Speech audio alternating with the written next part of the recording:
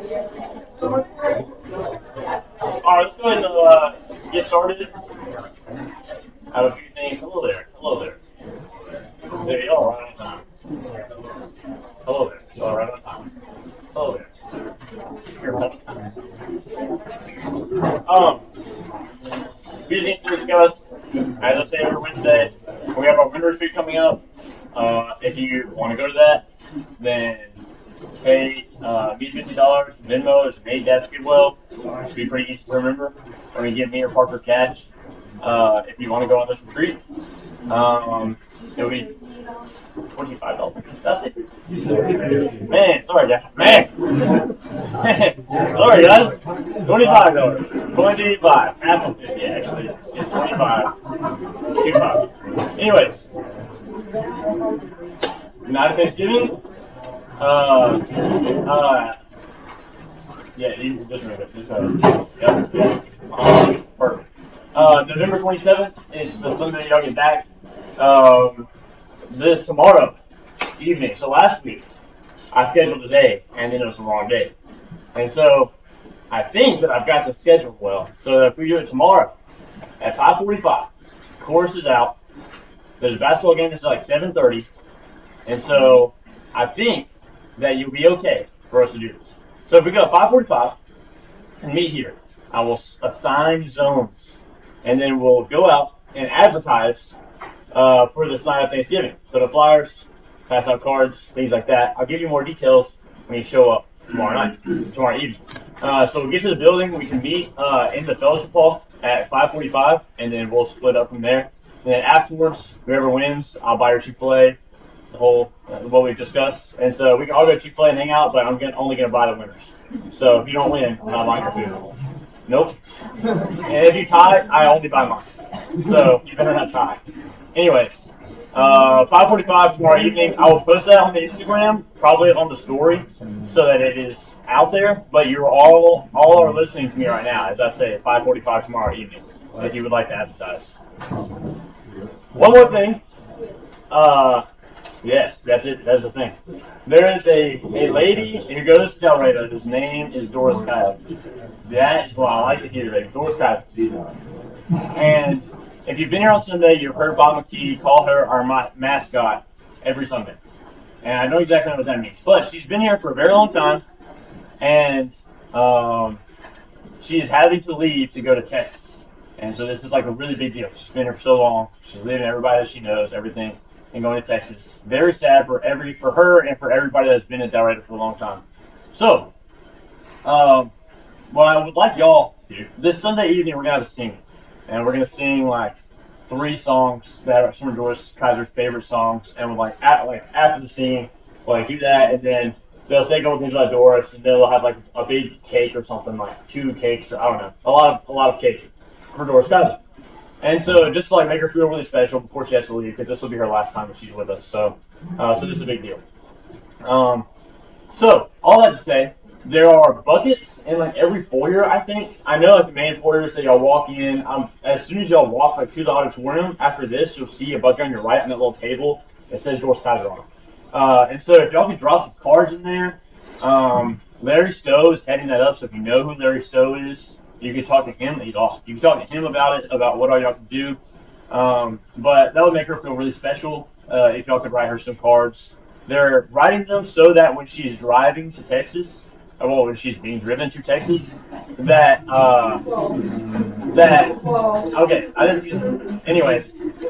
she can read some of these cards and feel special and stuff, because she is. So if you would like to write her some cards, that'd be really awesome. Drop them in those buckets. That was my Doris Kaiser. For those of you who are an adopted student, here's just a reminder. Make sure that you're fulfilling your obligations as a student / adopted child in the program. I've had at least one parent, I think more, come up to me and be like, hey, I really feel like I'm a good parent, I'm trying to do what I can, but I guess I'm not, because my student won't do anything with me. And I'm like, man, what do I say? You're actually doing a great job, your student's not doing anything with you. And it's not good. I don't want to have to say that. And so if you signed up, then please fulfill your obligation of being an adopted kid, whatnot. If your parents aren't doing anything with you, then maybe reach out to them and say, hey, like, can I come get some food, whatever, and try to establish that relationship. I mean, that's what I've done actually, because Bo was my adopted dad. So take advantage of that. If you signed up for the program, take advantage of that, please. Okay, before we get started, let's get a reminder in here. Did this a couple weeks ago. What does it mean when we say that we want God's love to be perfected in us? See wall. What does this mean? 1 John 4:12.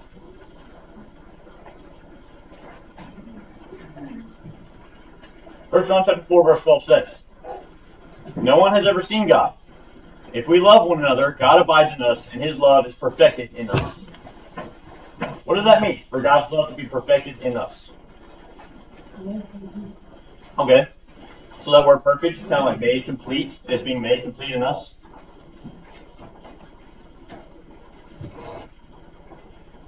When we say we want God's love to be perfected in us, what does that mean?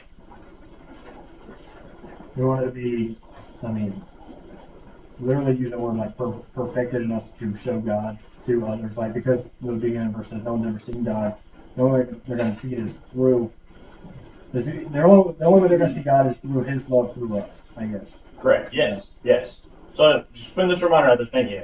Put this reminder out there so that while we study love, you can know this is why we're doing it. Right? This is why we are learning what love is and what it looks like through 1 Corinthians 13, 4-7. Is because of what 1 John 4:12 says, that no one's seen God, but if we love one another, God abides in us, and his love is perfected in us. His expression of love is completed in how we love others. We serve a God that cannot be seen now, but he can be seen in how we love other people, because he abides in us. And so we need to constantly be asking ourselves daily, every interaction that we have, every time that we communicate with another, what can I say, what can I do that can show God to this person, to this group of people, whatever we're doing. And so that is the whole goal of this class, which is why I've reminded you a couple of times, just to be sure that we're all on the same page here. This is what we want. We want to be showing God's love to everybody we come in contact with. It will separate us. It will make it very obvious that you are one of God's children if you are showing his love to those you are around. Because it is not a popular thing to do, as we've discussed all semester, and as we will discuss tonight as well. So at this point in our study, in 1 Corinthians 13, we're in verse 7, and Paul is coming to a close of this description of love. And so his description, his close of this description is a very concise ending, and he uses some specific words to express the commitment and endurance that exists in true love. So if someone is there, could you read for me 1 Corinthians 13, verses 4-7? Love is patient and kind. Love does not envy or boast. It is not arrogant or rude. It does not insist on its own way. It is not irritable or resentful. It does not rejoice at wrongdoing, or rejoices with the truth. Love bears all things, believes all things, hopes all things, endures all things.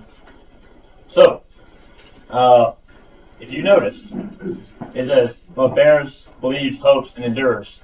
Tonight we're only going to talk about bears and endures. And the reason for that being is that I've divided them up based on the focus of the actions. And so this week we'll talk about bearing. Love bears all things and it endures all things, because those are two things that are concerned with present circumstances. Like you can kind of look ahead to possible times when you might, you might know, like, oh, that's going to take some endurance to get through. Like, that's going to be difficult for me to get through, and so that will, I will have a lot that I'm bearing against and a lot that I'm enduring during that time. But you'll never truly know unless you are in the moment of you're having to bear against something, you're having to endure through something. So it is a present circumstances kind of focus, the present moment. And then next week, we'll talk about believes all things, hopes all things. Not next week, because y'all will be gone. The next time we have class. Believes all things, hopes all things, because they look toward the future. What are we believing in? What are we hoping for? So that's why we split it up this way. Before we keep going into class and we get into definitions, let's have a quick prayer. Does anybody have any prayer requests or things that we need to pray about before we dive in? Yes. A girl back home had jaw surgery yesterday. Okay. For her recovery. All right. My sister had to get a restraining order against her ex-boyfriend since her own child. So, Wow. Okay. Which sister? Yeah. Yeah. Okay. Yes. I'm having wisdom teeth surgery on Friday morning. There's a teeth surgery on Friday morning. Good. Yeah. Correct.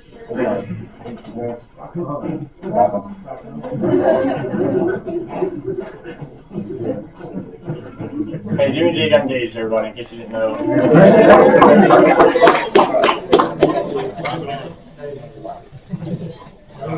I mean, obviously we're all leaving for Thanksgiving break, so take care. Travel and such. Yeah. All right. Let's pray. Father, we thank you for today. We thank you for the time that we have, the time that we've had this week to study and to be devoted to your word, to be around those who are like-minded, the opportunities that we've had to show your love to others, Lord, and we ask that you be with us each day and each interaction and help us to find ways to show that love to those we're talking to and those we're interacting with. Lord, we come to you now mindful of a few different situations. Lord, be with Lofton's friend back home who's having jaw surgery, as well as Jimmy who's having wisdom teeth surgery this Friday, and be with them both and have your hand in those situations, Lord. Be with Sydney's sister Savannah as she's going through a difficult situation with a relationship, and we ask that you just comfort them in that situation and help the whole thing to go well and for nothing bad to happen. Lord, be with us as we're traveling this week and keep us safe as we're spending time with our families, as we're going back home. Lord, help us to be focused on what we should be, to not go back to maybe any old ways or old habits we've broken out of and go back home, but to remain consistent and to use this time to rest as we go into finals. Lord, we love you. We're thankful for you. It's in your Son's name we pray. Amen. All right, let's talk about what this means. I spent a long time figuring out what the word bears means. You would be surprised at how many different people have many different definitions. So I found this definition that I thought was probably the most consistent among all of them. But almost everybody I read had something slightly different, and some a little bit further different. So this word bears, love bears all things. It can mean to cover, to hold off, to hold in. Hence, to hold out against or endure patiently. Some other people have said that it means to pass over in silence, to keep confidential, maybe to roof over, or to endure or suffer. But this is Zondervan's definition, and there's several others. I thought this was the most consistent. And then when we get to this word endures, everybody pretty much agreed. It meant remain, hold out, stand one's ground against, or to endure, parentheses, in trouble, affliction, persecution, or all things. All things, like Paul says in 1 Corinthians 13:7. And so at first glance, there might not seem to be a ton of difference when you see that love bears all things and love endures all things. Like my first thought was that's pretty much the same thing. Like why did Paul say the same thing with two different words but the same idea? Because though he does this, I think because there's two different implications. With the word bears, it has the idea of enduring patiently. Like there's an aspect of patience with this level of bearing against or endurance. But the other one implies you're persevering through something, through persecution, through affliction, through difficulties of any kind. And so while they're similar, but there's also some differences in them, and that's what we're going to talk about tonight. So the general idea, though, that I think that he's expressing with just these two, if you were to put it together, is love will always patiently endure in all things. Love will always patiently endure. So we're going to spend most of our time, if I had to guess, on love bears all things, because I think that this is an idea that we talk about a little bit less than the other. And so we'll stay here for a while. Love bears all things. Discussion time, is there a limit that you have for people? Like what point of annoyance or disturbance does someone have to reach with you before you just cut them off? Like how much are you willing to put up? Let's talk about these things. At what point do you say, okay, I'm done? I don't want to talk to you anymore. I think it has to take a lot. Like, if you're expecting, I mean, you can. So you probably shouldn't expect somebody else because they annoyed you like one day. But, like, if they're constantly like disrespecting you and treating you in a really bad way, then that's when I say no. Okay.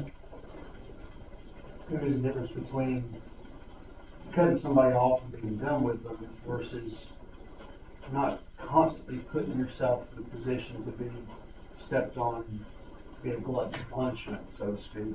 It's kind of an important distinction there, probably. Yeah. Sometimes you just put distance between yourself and them. You don't completely cut them off. Like, Right. Like you may wait for them to like initiate something, right, and still be like, I guess, friendly with them and loving towards them, but you wait kind of for them to do something with them.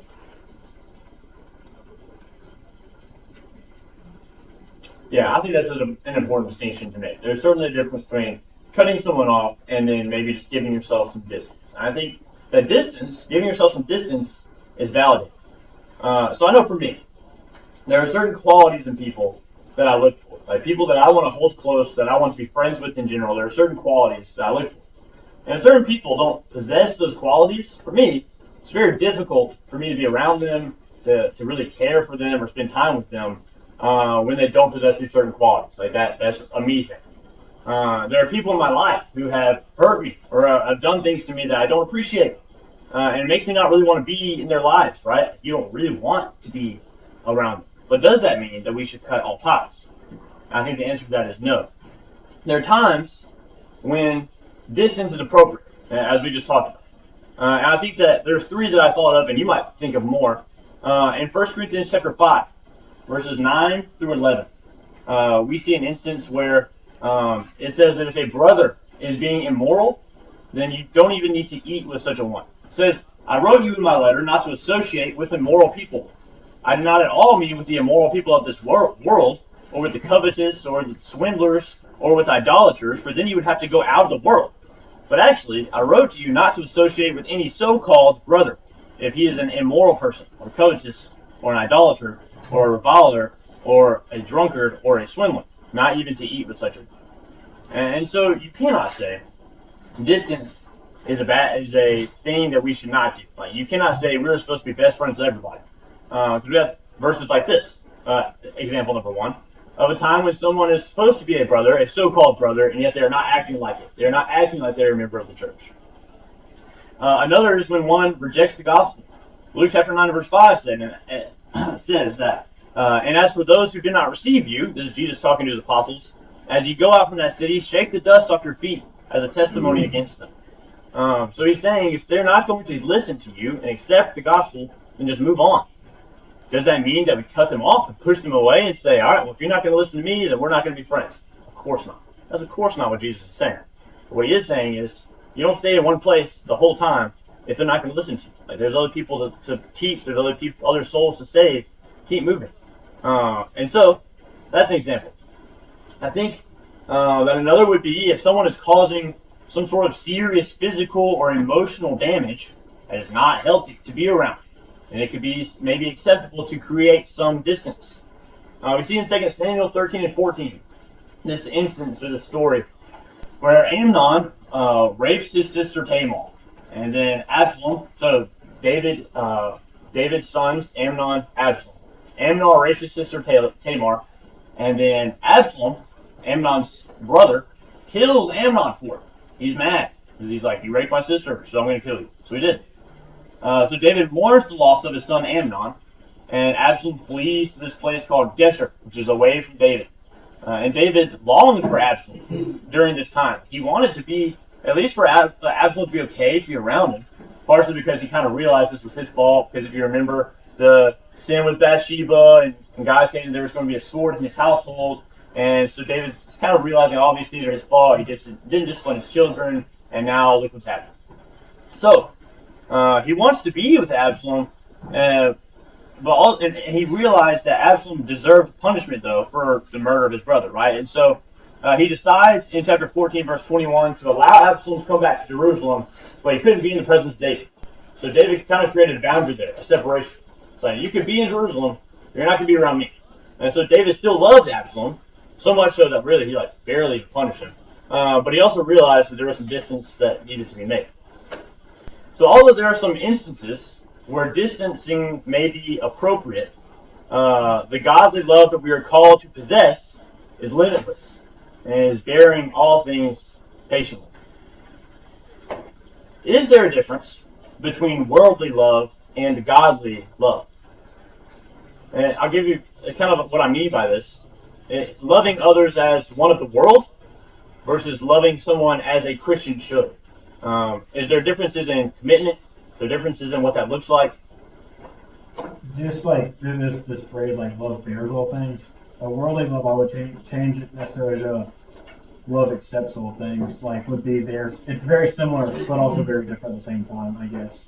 What do you mean? Like a worldly love, you're going to accept somebody for who they are, what they are, and all of like their flaws that come with it. A godly love, the love bears all things. It puts up with these flaws, but it's striving for you to do better. I guess like that love wants you to do better. Okay, so I kind of see where you're going with this. Is that this idea of accepting everyone, like not realizing what's right and wrong, accepting everyone, whether they have flaws or not, but not wanting them to improve at all. So I see that. Yes, Jimmy. The first thing that comes to my mind when I hear this is a saying that my dad has, and the world would say, "I love you because," and they list all these reasons. But a godly love is, "I love you even though," and all these reasons. It's more of an unconditional love. Okay, yeah. So with the worldly love, there are certainly a lot of conditions. Is there anyone that wants to add on to that? Ethan? Worldly love tends to be really superficial. Like you know, according to the world, you meet somebody, you don't know this person. They could be a serial killer for all you know, but you can still love them, even though you don't know anything about them. It could be detrimental. Okay, yeah. So it's a lot more superficial. Is there anything else? I think there's a world and stuff. Good. Go ahead. We throw love around like it's just another word, when in reality it really means a lot more than how we use it. Like, we're like, oh, I love my dog, but we'll use that same type of love, like, I love baseball. Use the same way. And I think we're all guilty of it sometimes, but that's just how the world views love. Right. Whereas God or Christians should view it as something special for you. Sometimes. Okay. Yeah. Todd? Worldly love can be very selfish, and it can be a lot of what makes me happy, and what can I get to make me happy and make me feel better. Where godly love is a lot more giving and a lot more forgiving. Yeah, absolutely. I think you all kind of nailed the head there. But yours and Jimmy's, I think, kind of ties in a lot together in that it is very easily wavered. Like, it can very easily be affected. It is conditional, it is selfish, and worldly love, that is. And when it doesn't go your way, when the conditions aren't right, you're much more apt to just not love, to leave, to do anything else. If I'm someone that does not possess the love of Christ, then my love is easily wavered. It can be tossed to and fro. Maybe I'm bored. Maybe I've lost interest in this person. I don't have enough in common with this person, so I just don't love them. I want to be around them. I don't talk to them. I don't care. It's not a big deal to me to just not love this person. They need something from me. Well, I'm not close to you anymore. I don't love you anymore. I'm not going to help you. These are the kind of ideas, because a worldly love would be selfish and conditional and things like that. There's much less commitment, and there is no true love in that is of the world. So we saw earlier that a definition of this word could be to cover, or some people will say to always protect. So I think if you're reading out of the NIV right now, it will say it always protects. It could be to roof or to thatch. It is kind of an idea that is expressed with this word. Our godly love for someone should not be determined by other disturbances or other forces or other conditions. It should be able to bear all things. A godly love should. Now, I think about when I think about what it means to be covered, specifically like in a house, is what I think about. The job of a roof is to protect whoever or whatever is inside the house, right? From the elements, from the conditions, whether it be rain or hail or the hot or the cold or limbs falling or animals climbing in or whatever it may be. The roof is there to protect. The roof serves the purpose of protecting. Our love for others should be such that it can withstand other forces and elements and conditions that could potentially cause you to not love them. What are some reasons that you could think of that someone might be difficult for you to love? Like when you think about people who are difficult for you to love in your life, what are some reasons that come up in your head? They don't put in the effort that you do. Okay, so there's a difference in effort.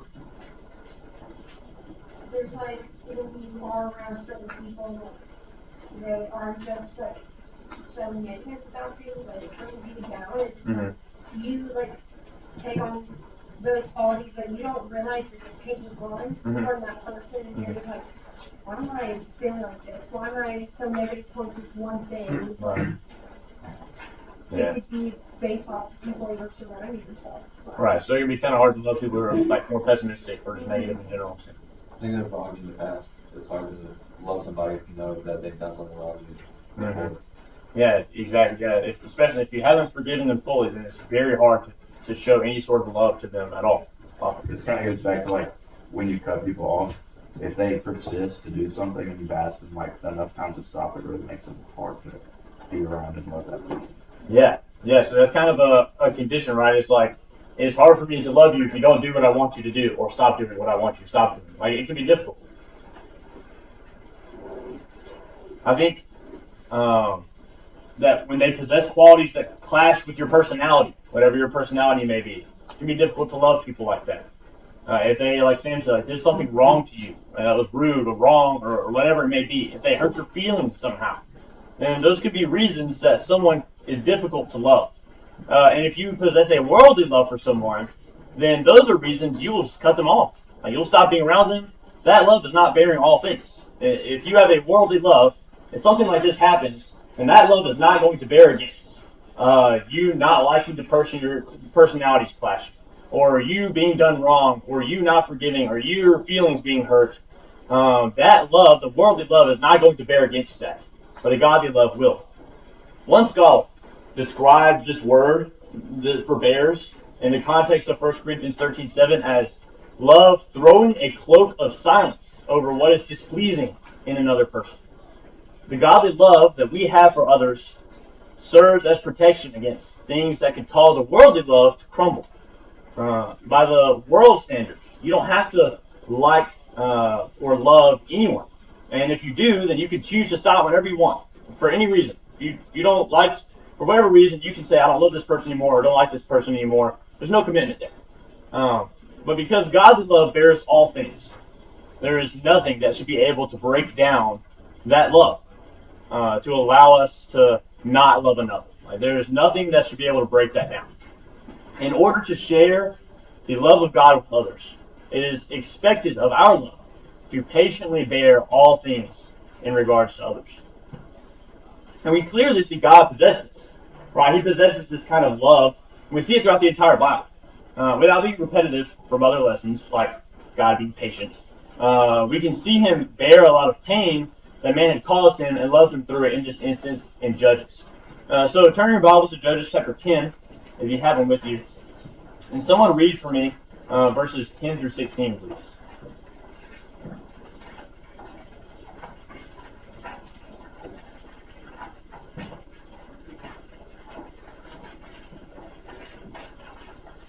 And the children of Israel cried out to the Lord, saying, We have sinned against you, because we have both forsaken our God and served the Baals.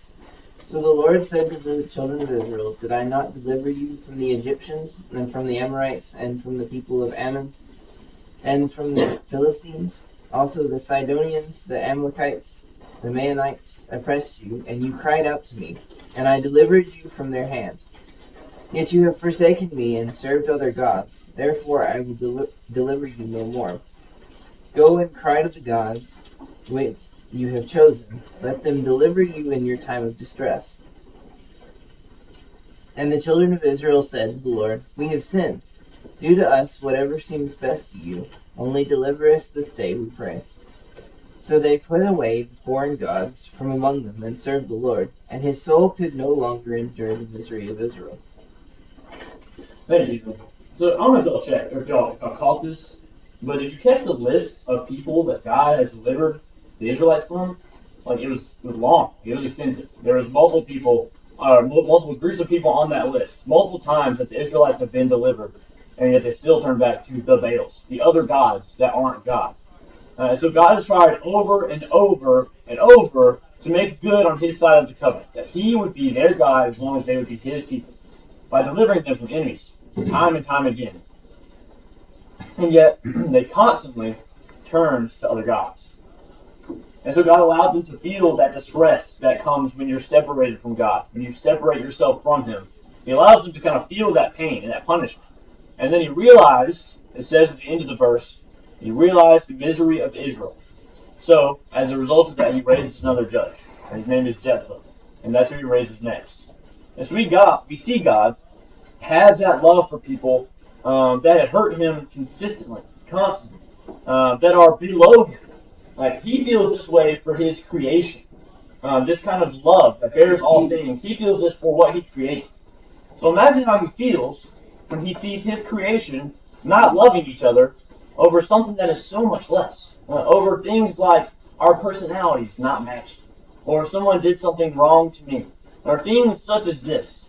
Like when his children are not loving each other, and he has forgiven us, he still loves us, among all of the things that we've done. Imagine how God is feeling when we can't get over ourselves and love others no matter what, bearing all things.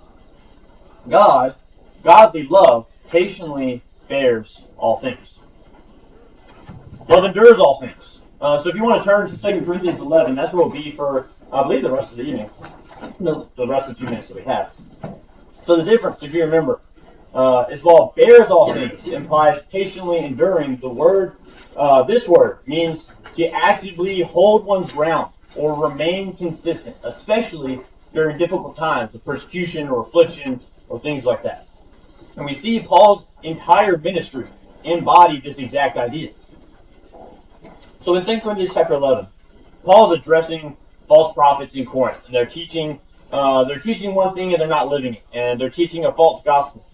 And so Paul kind of sarcastically calls them, or considers them to be super apostles, because they think that they're better. And so because of this, the church in Corinth is doubting Paul's apostleship.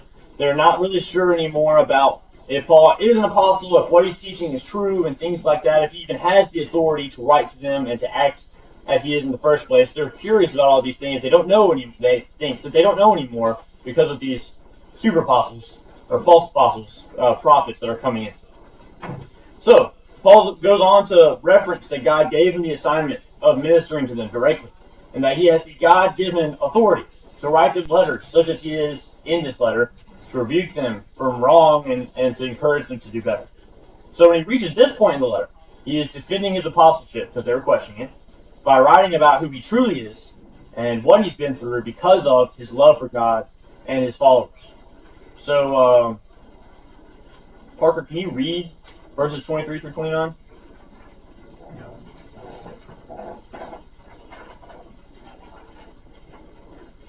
Are they servants of Christ? I'm a veteran. I'm talking like a madman. The far greater labors, far more imprisonment, with countless beatings and often near death. 5 times I received at the hands of the Jews the 40 lashes less 1. 3 times I was beaten with rods. Once I was stoned. 3 times I was shipwrecked. A night and a day I was adrift at sea. On frequent journeys, danger from rivers, dangers from robbers, dangers from my own people, dangers from Gentiles, danger in the city, danger in the wilderness, danger at sea, danger from false brothers, in toil and hardship through many a sleepless night, in hunger and thirst, often without food, in cold and exposure. And apart from other things, there is a daily pressure on me of my anxiety for all the churches. Who is weak, and I am not weak?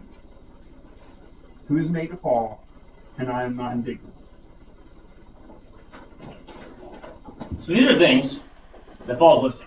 These are things that we will not have to endure. Almost all of them. And he goes on at the end of this chapter to write about this king that didn't like him. He's trying to seize him. And so people lowered him in a basket over the walls of the kingdom because he was hated so much. So what stops us from loving God? Loving his people? What kind of afflictions or difficult times do we face that causes us to stop showing the love of God to others in our lives? What stops us from showing love to God and others? Is it maybe stress from school? Is it difficult situations at home? Is it a job that we're just having to like work at all the time, and we can't be devoted to God and His Word and His people? Is it the pleasing of others? Like, you can't say no. You're so concerned with how others see you and keeping others happy that you allow that to kind of take precedence over your love for God and others. Like you end up maybe missing times to be together because you told someone you would be at this place, or you said yes to this thing, so now you're really busy and you don't have time to really be in your Word and pray to God and be devoted to His Word. Some of these things that I've listed, like they're difficult. They're, without a doubt, objectively difficult. When things are going on at home, and you're stressed from school and clubs and jobs and whatever else it may be, all of those things, difficult things. Now, I'm not trying to undermine them or make them seem like they're not tough to deal with or painful to deal with. But what I am saying is that Paul was beaten, shipwrecked, he's outcast by his own people, he was stoned and left for dead. If Paul ever went to like a therapist or a counselor, I feel like a therapist or counselor would just quit after hearing that level of trauma. Like there's no way, they'd be like, there's no way I can help you. Like this is terrible. Yet Paul endured. His love endured. Paul, knowing his fate, like knowing that he would have to face these beatings and shipwrecks and all of these things, he continued in love. His love endured. He never stopped. So, how can we reach that point? Like, how can I reach that point that Paul did of love? It's a chapter after, in chapter 12. Paul writes about a thorn in his side that has plagued him for his whole ministry. He says it was given to him by a messenger of Satan, and that it keeps him from becoming conceited because it is some difficult thing for him. And so, at the end of that, he writes this in verses 8 through 10. Mary Beth, you want to read verses 8 through 10 of chapter 12 for me? It's also on the screen, if you can read that. Concerning this thing, I pleaded with the Lord 3 times that it might depart from me. And he said to me, My grace is sufficient for you, for my strength is made perfect in weakness. Therefore, most gladly I will run and boast in my infirmities, that the power of Christ may rest upon me. Therefore, I take pleasure in my infirmities, and in churches, and needs, and persecutions, and distresses for Christ's sake. For when I am weak, then I am strong. Thank you. Paul boasts in weakness because he serves a God that is so great that he can use someone as weak as Paul and as beaten up as Paul in amazing ways. And so because of that, Paul's content with whatever happens to him. Because the weaker he became, stronger he was because of the God that gave him strength. And so the question for us, how do we possess that love? How do I possess a love that endures? And I think the biggest thing that I can go to is this. Realize who you are and whose you are. Paul realizes that he is nothing without Christ.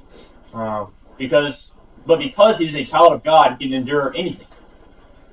When you come to grips with that fact that you are not your own, it becomes much easier to love through difficulties, through hardships and calamities and hard times. Although I'm stressed, although I'm in pain, I'm hurting for whatever reason, from whatever has happened to me, I am God's. And He makes me strong in times like these.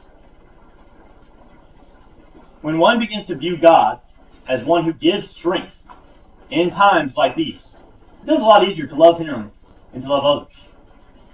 If you become content with hardships and calamities, knowing that you are a child of the strength giver, it is much easier to have a love that endures, to have a love that overcomes these difficult times you're facing, to have a love that can love others and love God consistently through difficult times.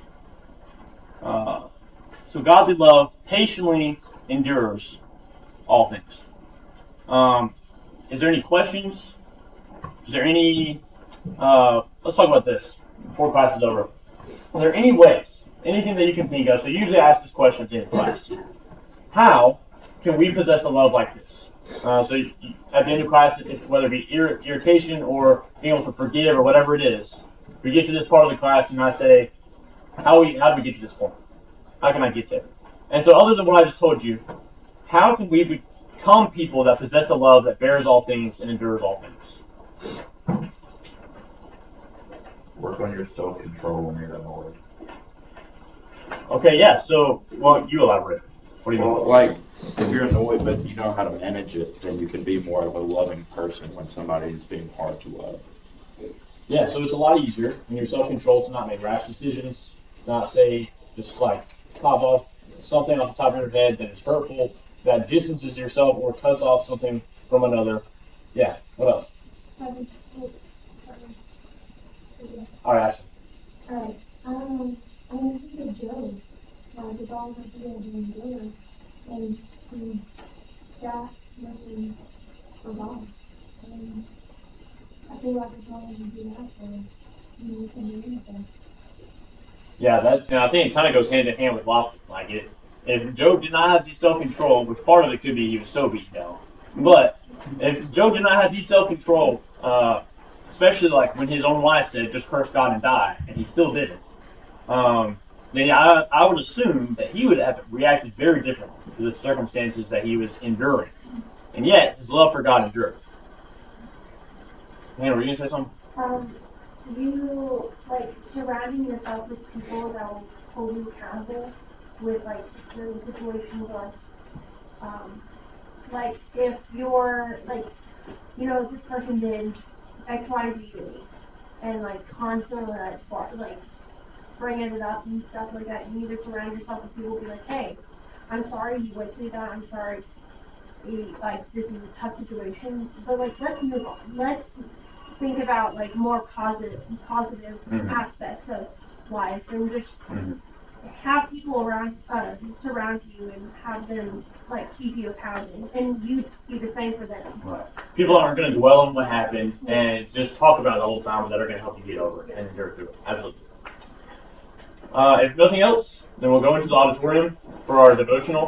Remember those cards for Doris Kaiser? If you want to write one, that'd be